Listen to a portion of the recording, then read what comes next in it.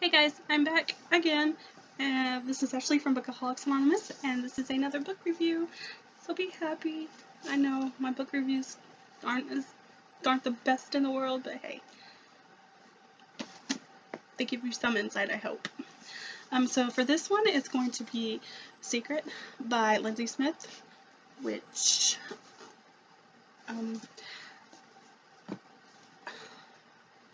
I really didn't think I would read it because I'm not a huge fan of books outside of the US, in different countries, and it's not because I don't like it, it's just because I guess I have a hard time kind of comprehending or understanding what's going on. It's just not something I'm used to. But for this one, I read it, and I think what caught my attention was the powers. I love stories about special powers, about anything that's like I hate to say this, but anything that's like X-Men, I love to read. I don't know why, I just do. That's something I don't know. So yeah, that's what caught my attention with this book, because they are, not only do they have powers, but are kind of like spy books. And this has teenage spies with mind powers, basically. So that's awesome. This book, the setting is actually in communist Russia. So yeah, I get to learn a little bit of history about communism in Russia, I suppose. I don't know how accurate or whatever, but still, it's a big step for me to read something. And the main thing that gets me sometimes on the books is trying to pronounce these names. I know it's not a big deal and I shouldn't worry about it, but I like to pronounce the names right, and I know I do it totally wrong in my head. So most of the time I just call them by the first letter. But that's it. Anyways, this story is about Yulia, I know, probably totally saying that wrong. And she's got a power. Her power is she sees the past with the touch of her hand, pretty much. And throughout the book, her powers are more, the gift, I guess you could call it. She gets the hang of it a lot more, and she can do other stuff, kind of. But in the beginning, she's living in an apartment with her mom and some of her family, and she's out in the market and doing black market trading, and she gets pretty much these kids are spying on her, and she notices. She goes home, she runs home or whatever, and her family's gone. They're not there. Her brother and her mother are gone, and they're scaring these kids. So they take her, and she basically becomes a spy in training with these kids for the KGB. And this is not something that she wants, of course, because we all know it's probably going to go downhill from there for her. She's a free spirit. Her mind is free. She wants to be her own person. So yeah, it just doesn't work. And when she gets to the place, she meets Masha. Like I said, these names are out of my whatever. Valentine, Sergey. There's one more. I'm totally forgetting the name.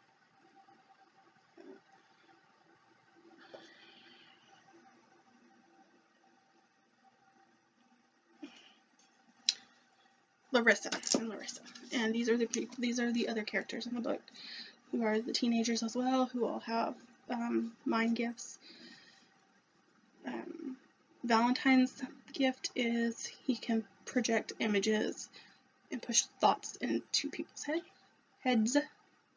So he's more of the dangerous type, they say.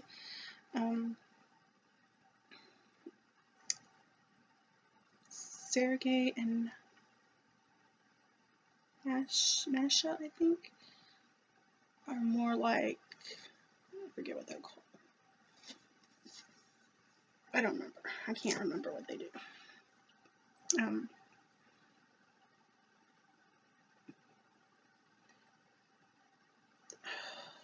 can't remember exactly what they do. I know Larissa sees the future and sees many futures. She says it's like branches, they all go different ways, and someone can think to go do one thing and she follows that, then they can think and do something else and it goes that way, and so she can see the future. And yeah, that's about it.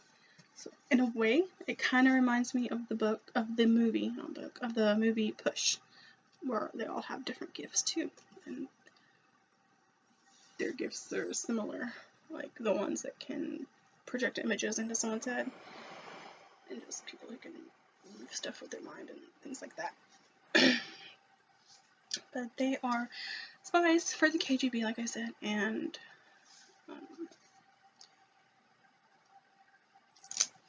their mission is to find the American spies that are in their facilities and try to figure out who they are before they steal this secret project that the Russians are working on for space. And so that's pretty much throughout the story. They're pushed to do these little bitty missions to find this one person, and they find one person, but they're not the main one, because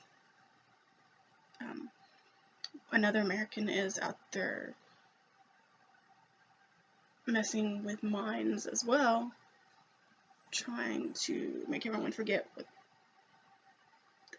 they're supposed to be doing. It's a little confusing at first, but not too bad. And as the story goes, you kind of see a little romance that happens in most books. Usually kind of falls for, I guess, two different people. She falls for Sergey, and then she falls for Valentine. And when she does this, you're kind of with her on who she falls for at the time.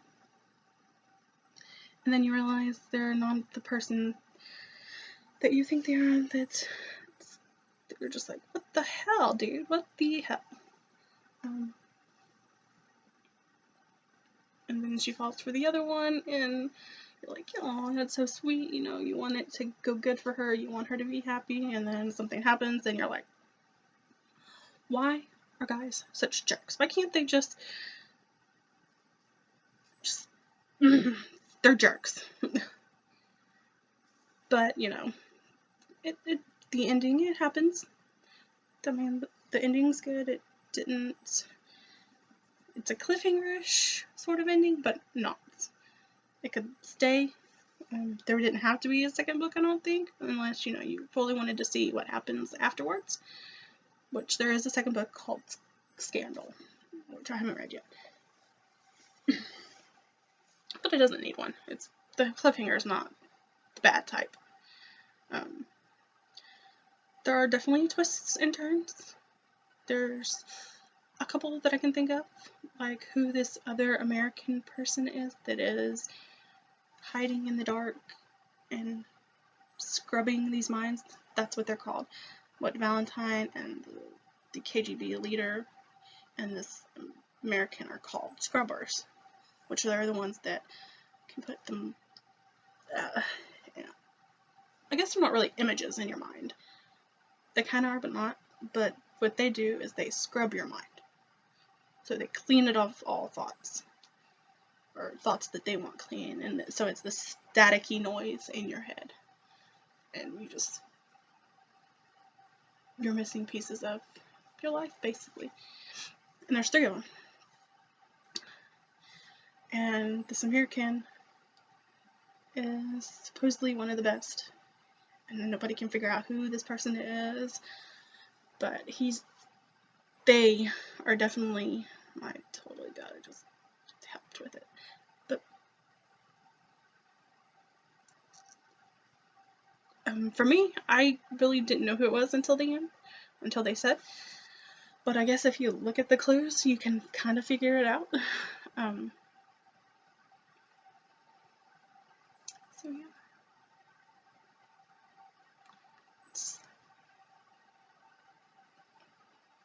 Trying to think what else is there.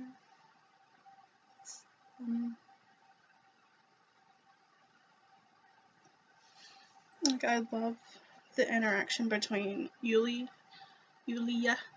and Valentine. It's really sweet. And so theirs is the romance that I want to happen. Like, those are the two that I ship in this book. I want them to be together. Because he's like this, I don't know, I guess I like the silent, artsy, creative type bad boy. And he's definitely that type. Definitely. I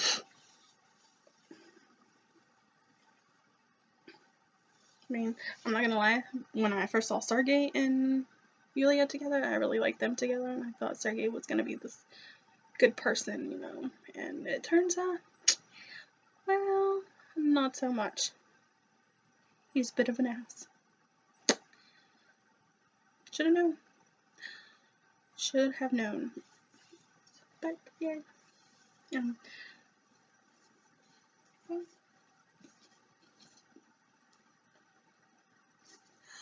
I really enjoy this. Excuse me. Totally excuse me.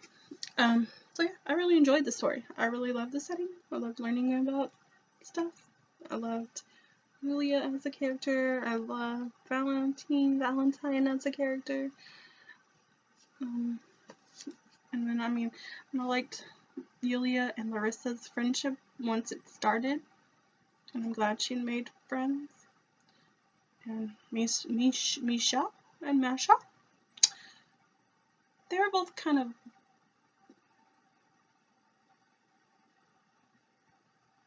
buttheads. I didn't like them. They were the kind of people that are just like,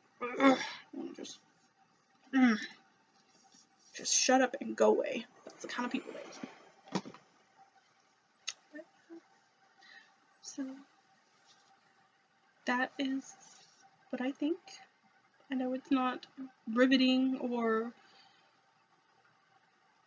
whole bunch of analyzing the book, but that's not really what I do. I just kind of say, this is what it is. This is what I like. This is what I don't like. Deal with it. So if you have any questions or anything, just let me know in the comments and I will get back to you. See you guys next time.